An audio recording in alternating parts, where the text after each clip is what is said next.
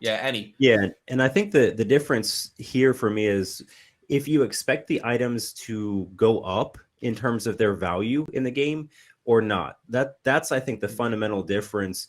And in the model, you kind of see if you assume that an item is going to become more valuable over time, you're viewing it as an investment, right? An actual like dollar investment. So if you put money into a stock or equities of some kind, you're assuming that you buy something for $100 and you're hoping to sell it for 120 or 200 or whatever it is, right?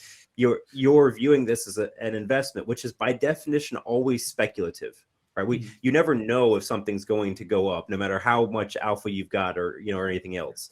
So when instead you change to viewing something as it's likely to go down over time, you view that you're purchasing an asset, and so you're buying it for the pure utility of using it, and you acknowledge implicitly that when you buy that thing, it's probably going to be worth less over time than when you paid for it, but you're okay with that because you got some value out of it in the meantime. And I think that's that distinction between an investment versus an asset is exactly what y'all are describing, that in this space, most of the time we really need to be moving to talk about things like assets. And when I talk about owning in-game assets, it's not owning in-game investments, right? If it's an in-game investment, it's probably not a game.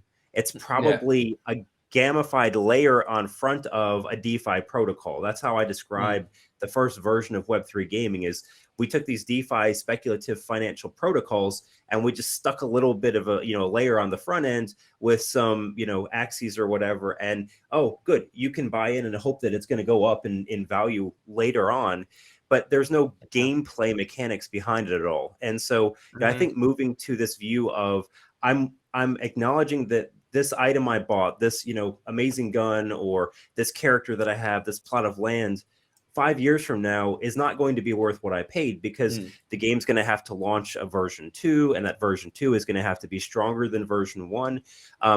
That expectation changes us from Web 3 to Web 2, because in Web 3, the expectation is if I got in early, I'm therefore going to make money because everyone coming after me is going to be having to pay more for the same value.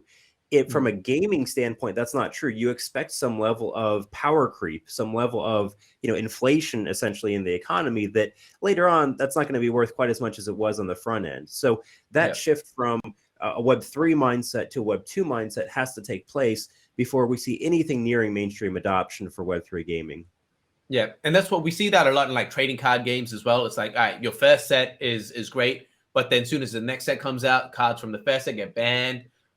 Just because the meta's being like adjusted, or like you say, there's more powerful cards with better effects, which kind of devalue. It's like if you're going for rarity, like that could be a thing where the price goes up. But again, that's like you need the IP. That's where you're betting on the IP to really like hold its value and like expand like drastically. But yeah, man, and that's why that's the thing I really like about Illuvium. And none of this is financial advice always. But that's why I really like how Illuvium's done it, where the tokens that they have aren't actually like used in game. Like the ILV token is, if you want to invest in Illuvium, that's the way you go into the token, and then everything else in the game, don't look at them as like investments, like you say, they're assets in game, and that's it. So if you're paying for like characters in the game, which you can't do just yet, but in the future, like don't look at or Illuvatars, don't look at them as investments. They're just assets.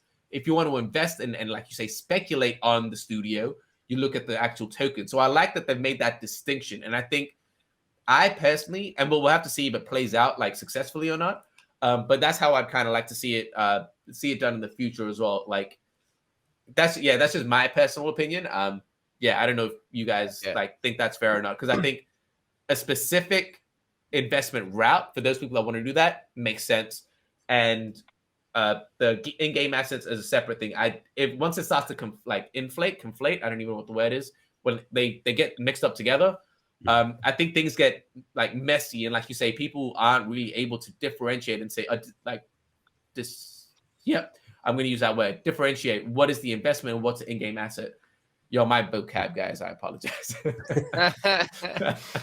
I agree. I hope my ideas are still getting through, though. I hope my ideas are still getting through.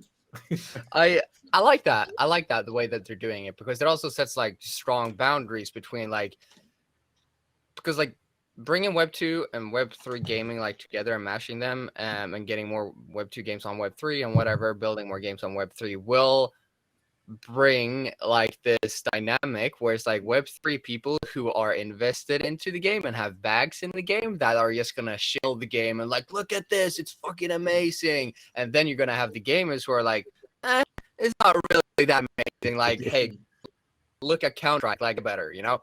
And it's gonna differentiate, like you say, where people can either be the investors into the game because they believe in it, and then you've also got the gamers who just want to freaking game, like play the game, and they're more in like into like, oh, look at this character, he's actually sick, I'm gonna buy that one.